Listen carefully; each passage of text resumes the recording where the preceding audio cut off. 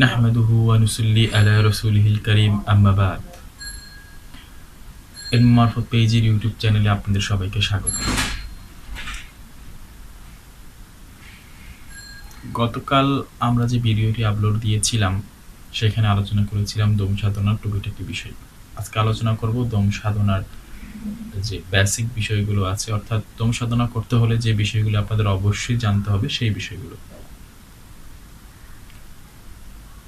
আমি প্রথম যে বিষয়টা জানাতে চাচ্ছি সেটা হচ্ছে আমাদের উভয় নাসিকায় অর্থাৎ দক্ষিণ নাসিকা এবং বাম নাসিকায় শ্বাস প্রবাহিত হয়।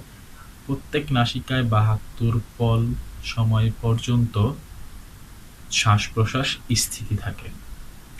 এই ৭২ পল সমান সমান হচ্ছে ১ ঘন্টা। ডান থেকে বামে যাওয়ার সময় অর্থাৎ দক্ষিণ থেকে বাম নাসিকায় শ্বাস যাওয়ার সময় উভয় নাসিকায় সমান তালে শ্বাস প্রবাহিত হয়। এর সময়সীমা হচ্ছে ১০ পল অর্থাৎ ৪ মিনিট। তারপরে যে বিষয়টা আলোচনা করব সেটা হচ্ছে ডান নাসিকার ছিদ্রকে বলা হয় সূর্যস্বর, বাম নাসিকার ছিদ্রকে বলা হয় চন্দ্রস্বর। এই দুইটাকে বলা হয় স্বরোদয়। এখন আমরা যেটা জানবো সেই সূত্রে ডান নাসিকায় যখন শ্বাস প্রবাহিত হয় তখন দেহের মধ্যে দিন এবং বাম নাসিকায় যখন শ্বাস প্রবাহিত হয় তখন দেহের মধ্যে রাত। পৃথিবী আয়তনে বড়, তাই ২৪ ঘন্টায় একদিন। অনুরূপভাবে আমাদের দেহ হচ্ছে ক্ষুদ্র ভাণ্ড, তাই আমাদের দেহে ২৪ ঘন্টার মধ্যে ১২ বার দিন, ১২ বার রাত, অর্থাৎ সূর্য এবং চন্দ্রের উদয় অস্তমিত হচ্ছে।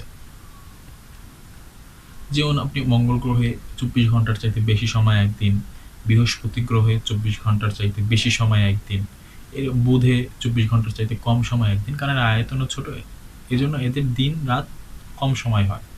তো অনুরূপভাবে আমাদের দেহ আরও ছোট, তাই আমাদের ১ ঘন্টায় ২ ঘন্টার মধ্যে দিন রাতের পরিবর্তন হয়ে যাচ্ছে। অর্থাৎ দুনিয়ার ২৪ ঘন্টার মধ্যে একদিনের মধ্যে আমাদের দেহে ১২ বার দিন, ১২ বার রাত উদয় অস্তমিত হচ্ছে।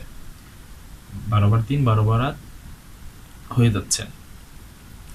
তারপর আমরা যে বিষয়টা জানবো, গতকাল যেটা আলোচনা করেছিলাম সেটা হচ্ছে আমাদের দেহের মধ্যে পঞ্চতত্ত্বের উদয় হচ্ছে, অর্থাৎ আগুন, পানি, বাতাস, মাটি, নূর। তা আমরা বিভিন্ন তরিকায় বা বিভিন্ন দরবারে বায়ত হলেও আমাদের পীর মাশায়েখগণ আমাদের এই বিষয়গুলো বিস্তারিতভাবে জানাননি। শুধু জানিয়েছেন, বলেছেন যে পঞ্চভূতে দেহ তৈরি, কিন্তু এ ব্যাপারে বিস্তারিত বলেননি। পঞ্চভূতের স্বাদ জানিয়েছেন, রং জানিয়েছেন, কিন্তু এর বিস্তারিত আমাদের দেহের মধ্যে কোনটা কি অবস্থান আছে তা জানানি। আজকে আমি সেই বিষয়গুলো আলোচনা করব। তার আগে জানিয়ে নিচ্ছি ক্লিয়ারভাবে, সেটা হচ্ছে আমাদের শ্বাস প্রশ্বাস কিভাবে ঘাটতি হয়, কি কাজে কি ঘাটতি হয়। প্রথম পরেই বলেছিলাম আমাদের শ্বাস প্রশ্বাস শ্বাস যেটা আমরা গ্রহণ করি সেটা হচ্ছে ১০ আঙ্গুল পরিমাণ ভেতরে যায় এবং স্বাভাবিক অবস্থায় যখন থাকি তখন হচ্ছে ১২ আঙ্গুল পরিমাণ বাহিরে আসে। যখন আমরা কথাবার্তা বলি তখন ১৮ আঙ্গুল পরিমাণ বাহিরে আসে। যখন একটু ভারী কাজ করি তখন ৩৬ আঙ্গুল পরিমাণ বাহিরে আসে এবং যখন আমরা ঘুমাই তখন ৬৫ আঙ্গুল এবং স্ত্রী সহবাসের সময় ১০০ আঙ্গুল পরিমাণ দম বাহিরে আসে। তা আমাদের দেখা যায় স্বাভাবিক অবস্থায় যখন থাকি তখন আমাদের প্রত্যেক দমে ঘাটতি হচ্ছে ২ আঙ্গুল। যখন আমরা কথাবার্তা বলি তখন ১৮ আঙ্গুল বের হওয়ার কারণে ঘাটতি হচ্ছে আমাদের ৮ আঙ্গুল পরিমাণ। এভাবে আমাদের ঘাটতি হয়, এই জন্য আমাদের মৃত্যু হয়। আর আমরা খুব দ্রুত যুবক থেকে বৃদ্ধ বয়সে আসি। তা আমরা যদি এই দমকে কন্ট্রোল করতে পারি তাহলে আমরা খুব দ্রুতই আমাদের যৌবনকে ধরে রাখতে পারবো। যেমন আমরা অনেক সময় যারা সিএনজিতে চলাফেরা করেছি, ঢাকা শহরে যাদের যানজট বেশি দেখেছেন, দেখা যাবে যানজট বড় হলে সিএনজি চালক তার ড্রাইভার তার সিএনজিটি বন্ধ করে দেয়। এর কারণ হচ্ছে সে একটা তার গ্যাস সিলিন্ডার সে যে গ্যাসটা নেয় তা একটা নির্দিষ্ট পরিমাণ যাওয়ার জন্য থাকে, এত কিলোমিটার বা অত কিলোমিটার। তো তখন দেখা যায় সে জ্যামে আটকে থাকলে সে যদি সেটা খরচ করে তাহলে সে অত কিলোমিটার যেতে পারবে না তার নির্দিষ্ট লক্ষ্যে, তার আগেই তার গ্যাস ফুরিয়ে যাবে, এই জন্য সে গ্যাসটা বন্ধ রাখে। অনুরূপভাবে আমাদের একটা শ্বাস প্রশ্বাসকে চাবি স্বরূপ আল্লাহ দিয়ে দিয়েছেন। তো এটাকে যদি আমরা বন্ধ করি, কন্ট্রোল করি, তাহলে আমাদের আয়ু বৃদ্ধি হবে, আমাদের শরীরটা ভালো থাকবে এবং আমাদের যৌবনটাও স্থির থাকবে। এক্ষেত্রে আরেকটা বিষয় বলা যায়, যদি আমরা এই শ্বাস প্রশ্বাসকে ধরে রাখতে পারি তাহলে আমাদের যৌবন স্থির হবে আর আমাদের মৃত্যুও ঘটবে না, কিন্তু আমাদের কারো পক্ষে এটা সম্ভব নয়। তো তো এখন সেই দিকে আলোচনায় না গিয়ে ওটা অন্য পর্বে আলোচনা করব, মৃত্যুকে কিভাবে আয়ত্তাধীন করা যায় বা কেন মৃত্যু ঘটে বা কি করলে দীর্ঘায়ু লাভ করা সম্ভব। এখন আমরা যাব তত্ত্ব নির্ণয়ের ক্ষেত্রে।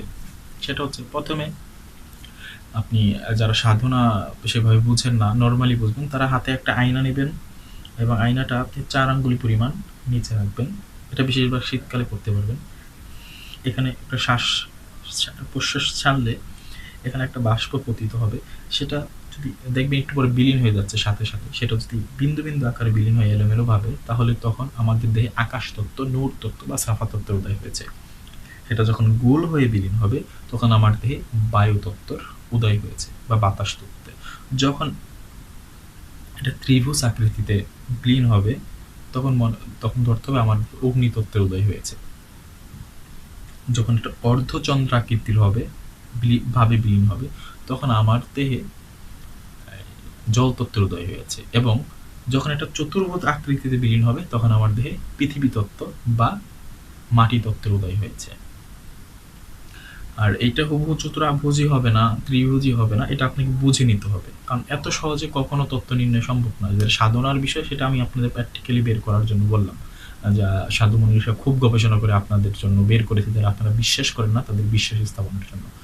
অল্টারনেটিভ আরেকটা বিষয় আছে, সেটা হচ্ছে এই পঞ্চতত্ত্বের 5টা রং আছে। সেটা হচ্ছে আমাদের সুফিবাতের ভাষায়, আমাদের 90 তালিমের ভাষায় নূরের কোনো রং নেই, এটা সাফা বলা হয়। আর বাতাসের রং হচ্ছে সবুজ, আগুনের রং হচ্ছে কালো,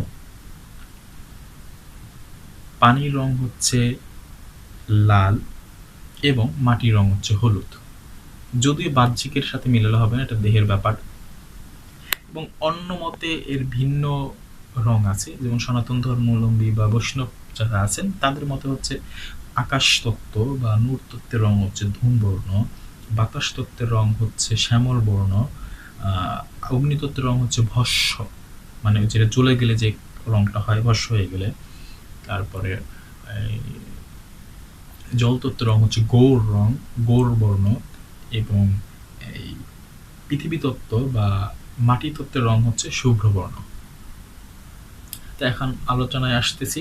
তা আপনারা প্রথম যেটা করবেন সেটা হচ্ছে 1 গুন্ডুস পরিমাণ পানি মুখের ভেতরে নিন। 1 গুন্ডুস বলতে এইভাবে নিয়ে পুরো মুখটা ভরে নেবেন এভাবে, এবং সেটা সূর্য যেদিকে উঠেছে সেখানে গিয়ে সূর্যের দিকে খুব জোরে এভাবে ছাড়বেন। অর্থাৎ পানিটা যেন বাচ্চারা যেভাবে পানি নিয়ে খেলা করে মুখে ছিটাই দেয়, এলোমেলো ভাবে একদম ওই ফুলকার মতো চলে যায় বিন্দু বিন্দু আকারে। তো তখন সেটা মাটিতে পড়ার সময় এখন লক্ষ্য করে দেখবেন ওই পানির মধ্যে বিভিন্ন রং দেখা যায় সূর্যের আলোর কারণে। তো এটা যখন বিভিন্ন রং দেখতে পাবেন এলোমেলো, তখন বুঝতে হবে আপনার দেহে এখন আকাশ তত্ত্বের উদয় হয়েছে। আর যখন দেখবেন সবুজ রং দেখা যাচ্ছে, তখন আপনি ধরে নেবেন যে আপনার দেহে বাতাস তত্ত্ব। এবং যখন এই কালো রং দেখা যাচ্ছে তখন অগ্নিতত্ত্ব, যখন লাল রং দেখা যাচ্ছে তখন জল তত্ত্ব, এবং যখন হলুদ রং দেখা যাচ্ছে তখন হচ্ছে পৃথিবী তত্ত্ব বা মাটি তত্ত্ব। আর ভিন্ন বর্ণে সনাতন ধর্মীরা, আগে তো বললাম শ্যামল বর্ণ, ধূম বর্ণ, এগুলি হবে। এটা আরেকটা সহজ পদ্ধতি। হুবহু এরকম রং হবে না, আপনাকে ধরে নিতে হবে, আপনি কয়েকদিন প্র্যাকটিস করলে বুঝতে পারবেন। আর সাধু মনীষীরা খুব সহজে যেটা বের করে সেটা হচ্ছে তারা চোখ বন্ধ করার পর তারা সেই রংগুলো অনুভব করতে পারে, এই রংগুলো।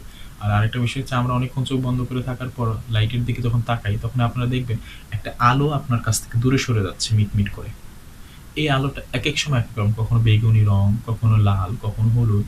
এই রংগুলির দ্বারাও আপনারা তত্ত্ব নির্ণয় করতে পারবেন। আমি পূর্বে যে রংগুলি বলেছি সেই রঙের সাথে যেটা মিলবে আপনি ধরে নেবেন আপনার দেহে তখন সেই তত্ত্বের উদয় হয়েছে। এটা প্রত্যেক নাসিকায় 5 তত্ত্বের, অর্থাৎ 1 ঘন্টার মধ্যে 5টা তত্ত্বের উদয় হবে। এখানে আসলে আবার 5 তত্ত্বের উদয় হবে। তো দিনেও এরকম হবে, রাতেও এরকম হবে আমার দেহের ভাষায়। আর আকাশ তত্ত্বের জন্য আপনাদের এত কষ্ট করার দরকার নেই। যখন উভয় নাসিকার শ্বাস প্রবাহিত হয় সমান তালে, তখন আকাশ তত্ত্ব। তাহলে আমি আকাশ তত্ত্ব নির্ণয়ের আরও কিছু আছে, যেমন স্বাদ নির্ণয়ের মাধ্যমে মুখে বিভিন্ন স্বাদ অনুভব হয়। যেমন এই যখন আপনার একটা সময়, এমন একটা সময় আসে যখন আপনারা স্বাদ নির্ণয় করতে পারেন না, মুখটা কেমন যেন করে, মনে হয় কি যেন খাই, ঝাল খাই না মিষ্টি খাই।